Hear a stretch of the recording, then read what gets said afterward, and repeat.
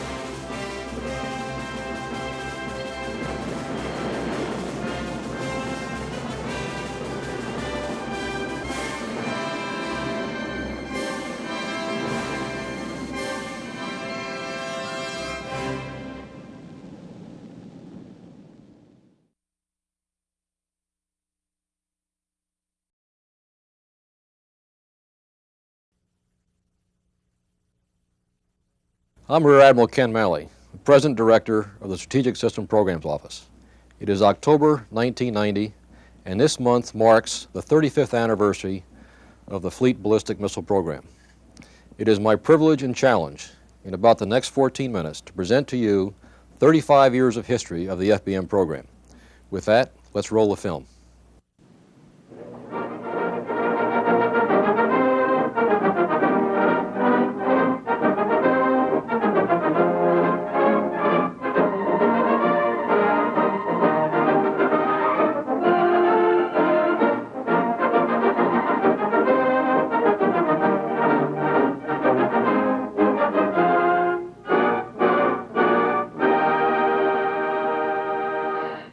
The year was 1955. The Russian threat loomed large and ominous behind the Iron Curtain. Both superpowers had nuclear weapons, and the Cold War kept the world deeply concerned about the possibilities of nuclear conflict. President Eisenhower and the National Security Council wanted a viable negotiating chip, a sea-based ballistic missile to act as a strategic deterrent against attack.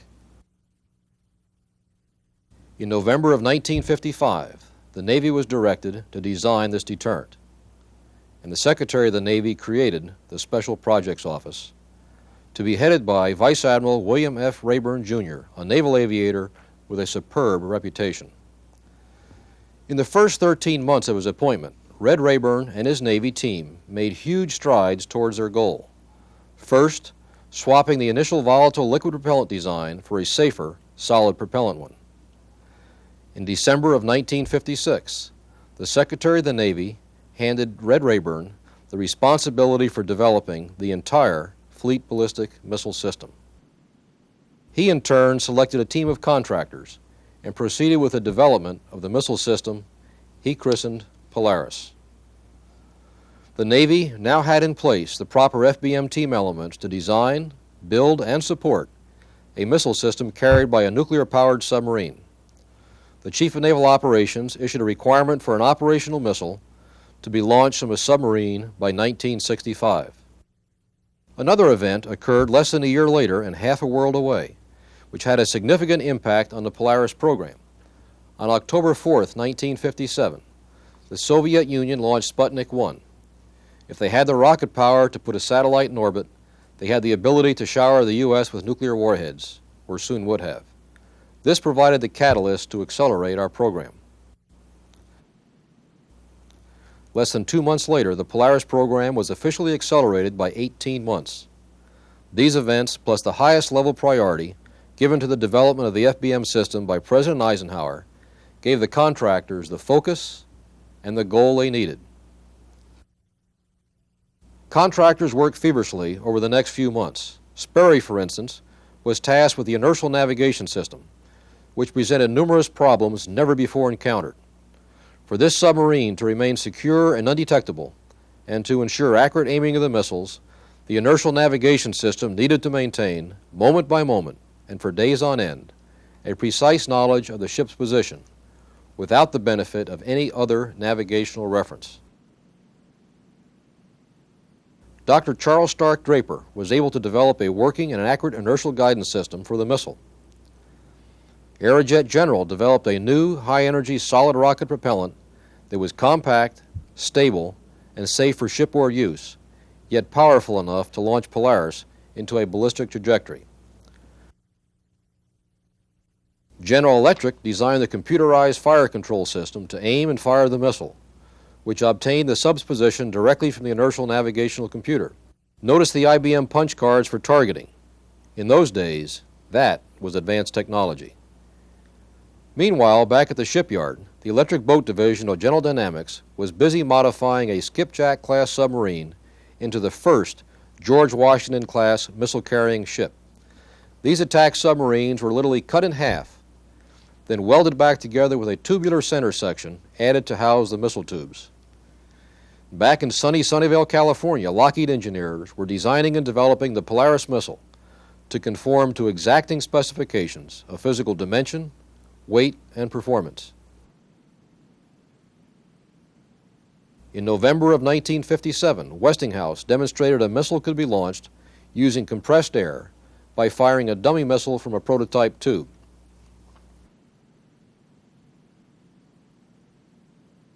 On 23 March 1958, in Operation Pop-Up off San Clemente Island, Westinghouse proved that the missile could be launched from an underwater tube. In April 1958, SP again accelerated the schedule for Polaris, requiring an A-1 capability for 3 submarines by 1960. Flight testing of the Polaris AX, or Early Development Series, began at Cape Canaveral on 24 September 1958. There were problems, but these were expected. After all, we were pushing the state-of-the-art on a radically accelerated basis. By the 6th launch on 20 April 1959, full success was reported. After that, hard-won success came rapidly. The first surface shipboard launch in August 1959, followed by the first tactical prototype Polaris successfully flight tested in September. The commissioning of the first Fleet Ballistic Missile Submarine, USS George Washington, in December. And the first full system demonstration and shakedown operation as a submerged submarine, USS George Washington, launched 2 Polaris missiles more than 1,000 miles down the eastern test range. 4.5 frantic years culminated in those successful firings from under the ocean. Less than 4 months later, 30 years ago in November 1960, George Washington deployed from Charleston on the first operational FBM patrol. The system was operational. The FBM team proved it could be done and did it 5 years ahead of schedule, distinguishing the FBM as the most intensive weapon development in the history of the United States. The free world had its answer to Sputnik, the Fleet Ballistic Missile, a deterrent which over the years has only grown more survivable, ready, reliable, and effective. Improvements continued constantly. Polaris A2 and Polaris A3 quickly replaced the original Polaris A1. At SP, Red Rayburn turned over the director's reins to Admiral Pete Gallatin on 26 February 1962. And once A3 was deployed in the Pacific in late 1964, the global FBM system was fully in place. Our main development task since then has been refinement. In January 1965, the development of the all-new C-3 Poseidon missile was announced. A couple of months later, Admiral Levering Smith took the helm of SP after Admiral Gallatin's 3-year tenure. Smith was an SP veteran and a man acknowledged as responsible for turning solid propellant research into missile propellant reality, a significant contribution to the continued success of the FBM program. During Admiral Smith's nearly 13 years as director, today's FBM program was shaped. Polaris A1 and Polaris A2 were retired, for instance, and the UK began A3 deployment in June of 1968 on HMS Resolution. The C-3 Poseidon was deployed on 31 March 1971 with its vastly improved accuracy, a range double that of the A1 and a MIRV payload significantly greater than Polaris A3. Even before the C-3 deployed in response to emergent threats, the 4,000 nautical mile C-4 Trident was on the drawing boards. The C-4 upgrade increased propulsion volume and placed heavy reliance on cutting-edge technologies like microminiaturized electronics, graphite epoxy structures, and the aerodynamic aerospike. C-4 made its DESO debut in August of 1979 and went on patrol in October, presided over by Rear Admiral Bob Wertheim, who took the watch at SP in late 1977 when Admiral Smith retired. The milestones may not have come as thick or as fast during those past couple of decades as in those heady pioneering days of A1 development, but they are indeed there.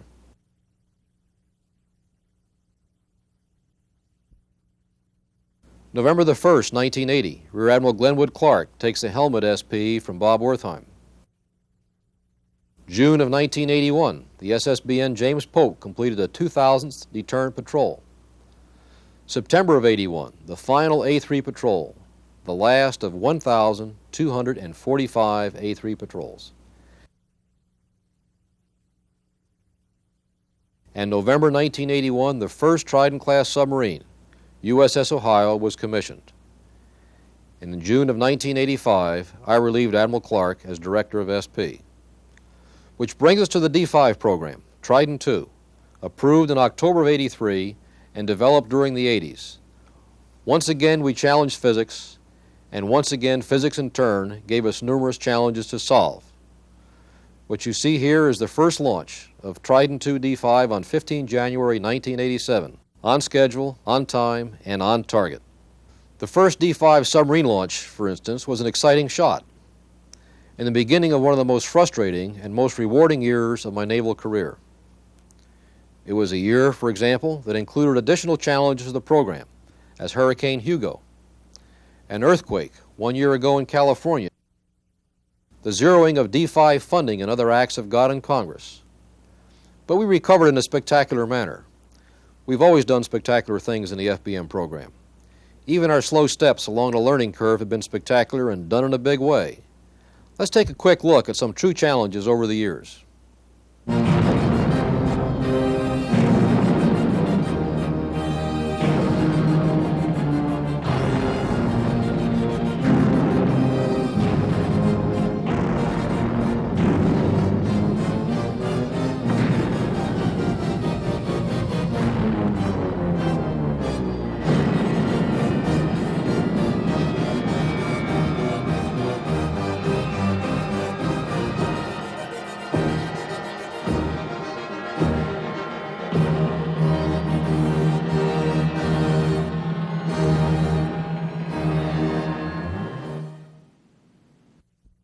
The way I see it, though, there's really no such thing as a development failure.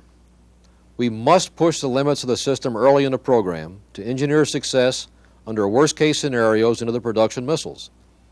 D5 passed these tests with flying colors, and by the fourth submarine launch, we were back on track. In March of 1990, the USS Tennessee deployed on patrol, carrying the first D5 outload, and ushered in a new era of dependable, most effective, and undetectable undersea deterrent. For 35 years, we've been the most survivable leg of the strategic triad, keeping the peace by silently stalking the seas with unceasing vigilance. And our story does not end here. Today's stability will provide tomorrow's security. Let's take a quick look at the last 10 D5 missiles launched from Trident submarines after we made some minor but significant design changes. 2 August, 89. 4 December, 89.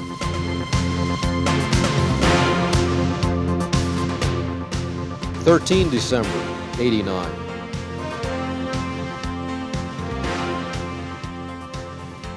15 December, 89. 15 January, 90. 16 January, 90. 12 February, 90. 17 seconds later on 12 February.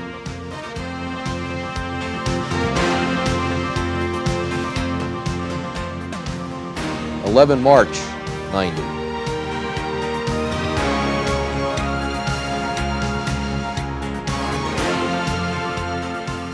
And 26 September, 1990. In conclusion, I hope you've all seen something in here that will bring back some fond memories for you, and I would like to point out that the Fleet Ballistic Missile Program, like a fine wine, does nothing but improve with age. Thank you very much, and good night.